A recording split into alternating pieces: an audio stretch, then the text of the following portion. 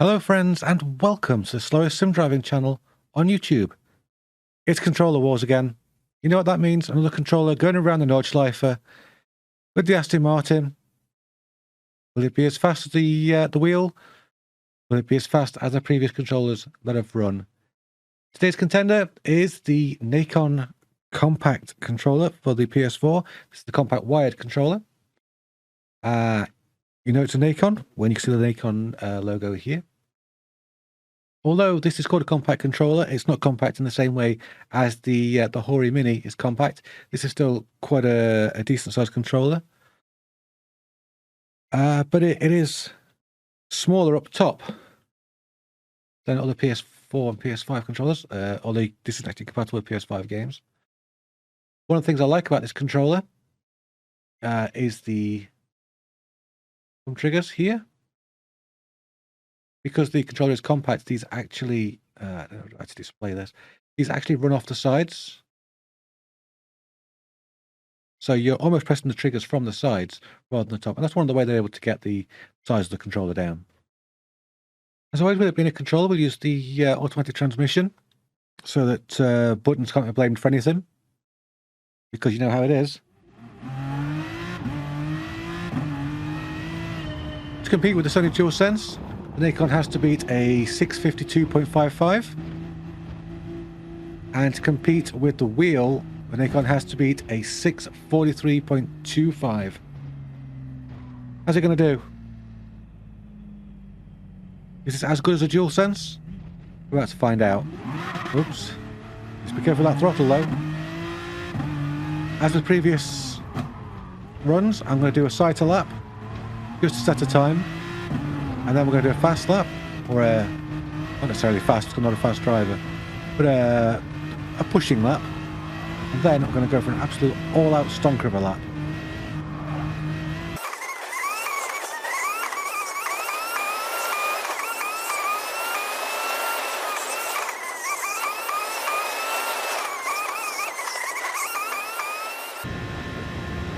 Oh, we're going to beat that 652. I don't think we are on the first lap. But can we beat 652 on the second lap? That's what counts. We'll take the first lap time and then we can use the sector times to figure that out as we go along. But that was the time we just passed that the Thrustmaster T300 put in. Whoa, bit of the wheel spin there. There we go, we've just lost out to the DualSense. Now of course we're going to push a little bit harder. See if we can beat that time of 6:57. We need to make up about 5.5 seconds on this lap in order to compete with the DualSense. So let's get pushing. Let's not push too hard.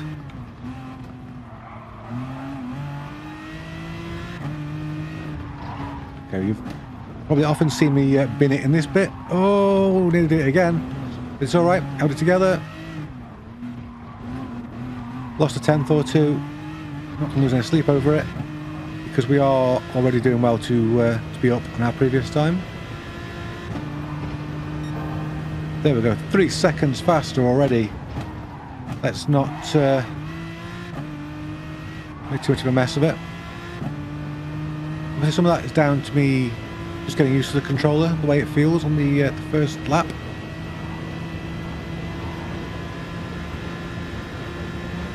I'm not going to make up much time on these speed sections.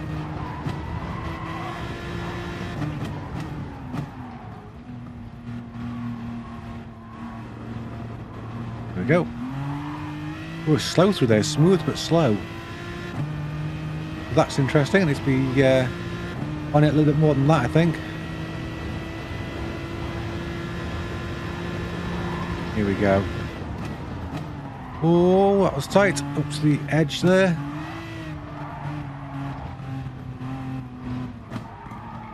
There we go. That's looking much smoother than it was in the previous lap.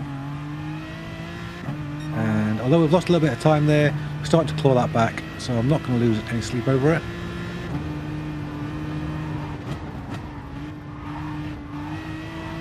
Go. Lovely jubbly. Look at that. We're starting to get that time back. We're already approaching 4 seconds up. And we're still quite early in the lap, so if we can keep that up, maybe that 5 seconds will be in our grasp. Whoa! Flirting with danger, dancing across the curbs.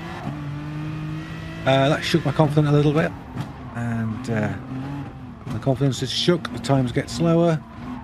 Go on, car. We got 3.7.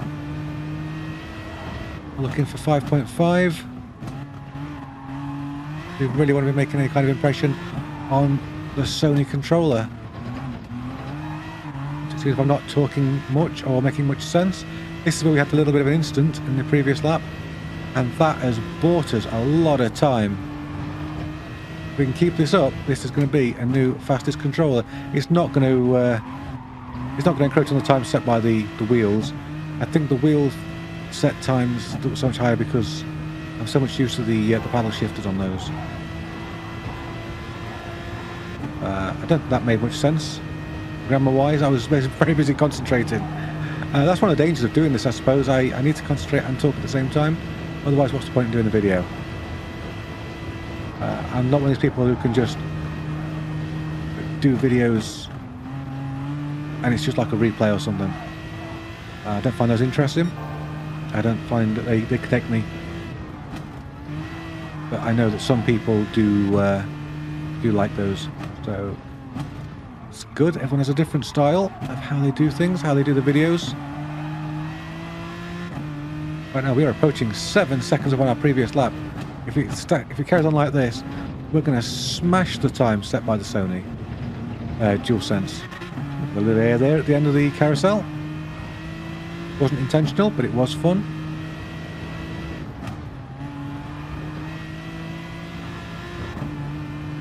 Oh no, don't mess it up now. No, it's alright. Whoa, held it. Kept it. What a save.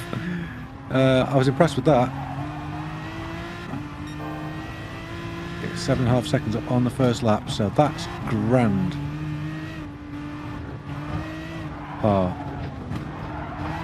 Once again, just skirting the car over those curbs.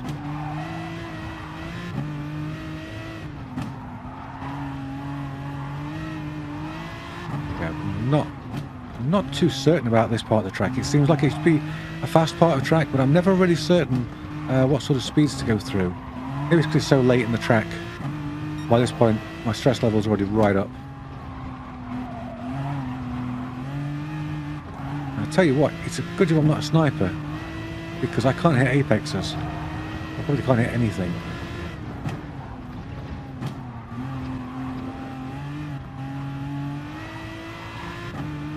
Here we go. Lovely, look at that. Look how far up we are. That's ridiculous. I'm not even giving it full beans, really.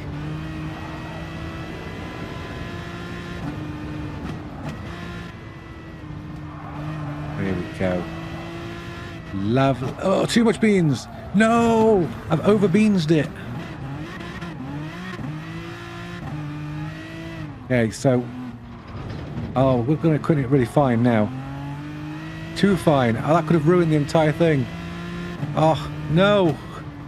Oh no, and I've just lost it. That's it. Absolutely my own fault. I just got carried away towards the end there. Got too confident with the level of grip that we had.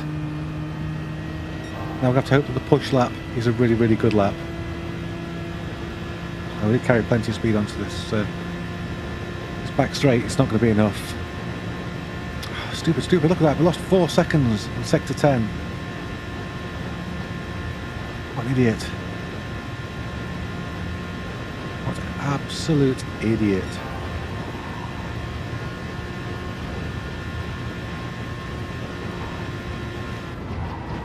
Slow down, Aston. Drop those anchors. Here we go. We'll have another go, and this time we're going to push.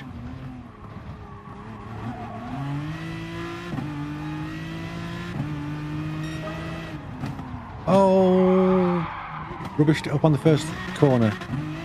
I'm going to catch that ghost. Obviously we can still beat the ghost because we've got the area that we messed up and crashed So all we've got to do is just keep up with it, really. If we can keep up with the Ghost, then we can smash that time that we're looking for. Really, all we're looking for is half a second. Oh, that was tight. The car didn't want to give through there. We're already ahead of the Ghost, briefly. That's a good start. That's very positive. Push, push, push. Go, go, go. Gotta go fast.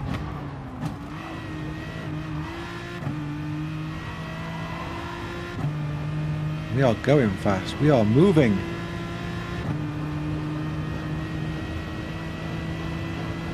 I apologise for the view of the controller. I don't know if it's the lights. For some reason the camera just can't focus on it. Maybe it's because the plastic's transparent. That's just occurred to me as well. So hopefully next time we do this we'll be in focus. Whoa! Drifting central. If we can maintain this gap, then I think we are on for a new fastest pad. It won't be anything like the speed that the wheel was doing, but definitely looking like it's going to be very, very tight at the moment. Oh, between the DualSense and the Nikon Compact, slower through there than I'd hoped to be. Okay.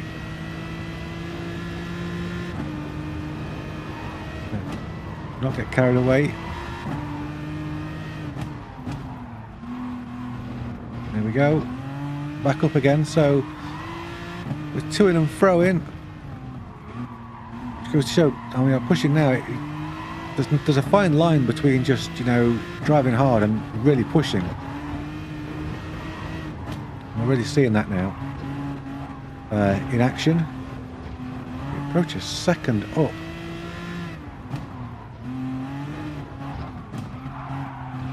Let's not bin it now, because that would suck.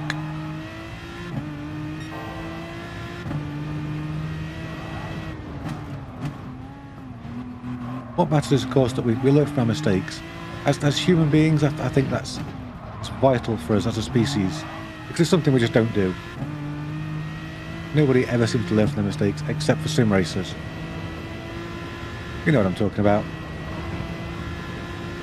You've seen it all gone so horribly wrong that you've made a mental note never to let that happen again. Whoa! There's a bit of a curb trying to split us out. We're carrying too much speed to that corner, and that's cost us. Cost us dearly.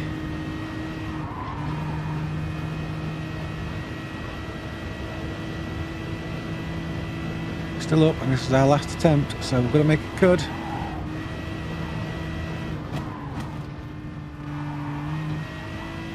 I just pulled down too hard for that corner, I don't know why. I think this section, so much of it is just blind that it terrifies me.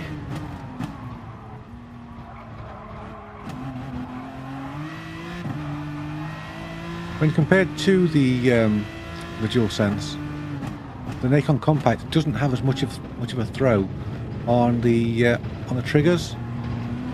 Definitely much tighter, so can't really modulate throttle and brake the way you can with the DualSense. It's a far more comfortable pad though. I feel like I'm in the race of my life at the moment with myself. Get out of the way, me.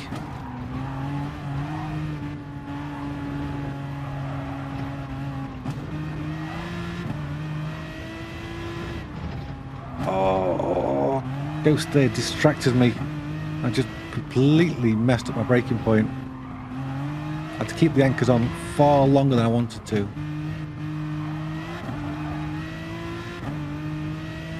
This all gone wrong.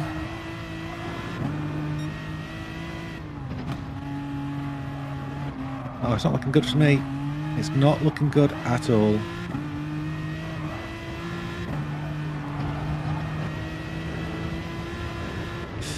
Oh, carried far too much speed through there, but it actually came to my advantage. You got a little bit of air, and of course, when you're in the air, forget your brakes, it's not going to work. Oh, there's some grass. Bit of a mistake. Managed to not die though, which was good. That was the mistake earlier. This way should make some time up.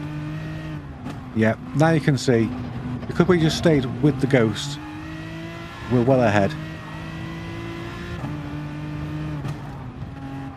And if we can not crash into anything between now and the finish line, in theory, this is it. We've beaten the DualSense with the humble Nikon. I mean, this thing is not an expensive controller.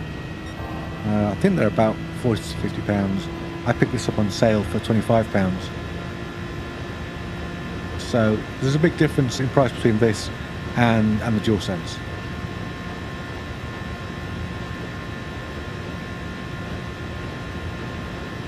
You see the Ghost back there in the distance. Don't worry too much about that. Oh, there's a bit of grass there.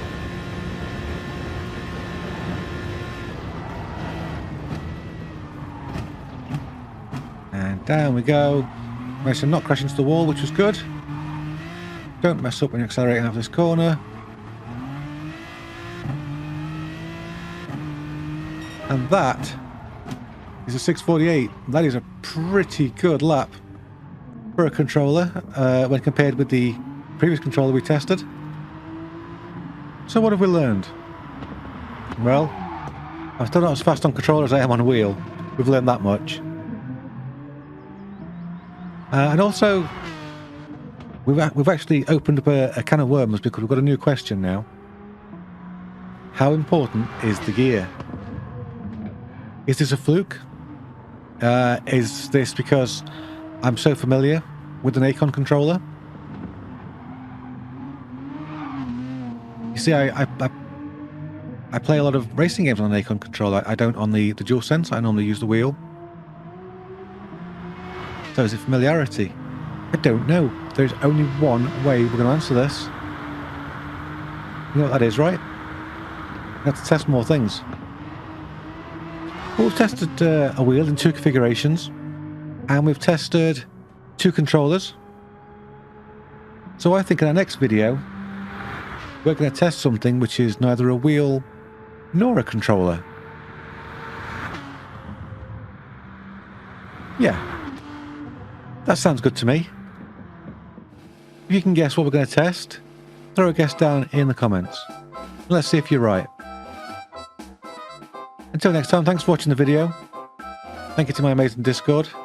Until next time, be good to yourself, be good to those around you. Bye bye for now.